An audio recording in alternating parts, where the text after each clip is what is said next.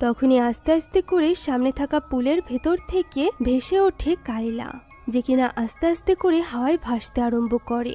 তার এই ভয়ানক রূপ দেখে মায়া ভীষণ ভয় পেয়ে যায়, তবে থমাস ভয় পায় না। সে মাটিতে নেমে আসা মাত্রই থমাস তার দিকে একটা ক্রস উঁচু করে চ্যান্টিং করতে শুরু করে। তবে ভয়ানক ব্যাপার হলো ওই শয়তানও থমাসের সাথে একই সব কিছু চ্যান্টিং করছিল এবং বলতে থাকে যে গডের শক্তি তাকে হারাতে পারবে না।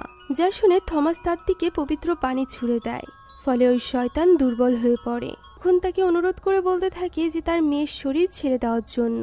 মায়া নিজে অনেক পাপ করেছে, তার মেয়ে নিষ্পাপ, তাই তার মেয়েকে ছেড়ে ওই শয়তান যেন তাকে নিয়ে নেয়। যা শুনে ওই শয়তান ওই ক্রসটি উল্টো করে মায়ার হাতে দেয় এবং বলে এটা দিয়ে সে যেন নিজেকেই নিজে শেষ করে দেয়। মায়া এই কথায় রাজি হয়ে যায় এবং ওই শয়তানকে প্রমিস করতে বলে যে সে এটা করলে ওই শয়তান যেন কায়লার শরীর ছেড়ে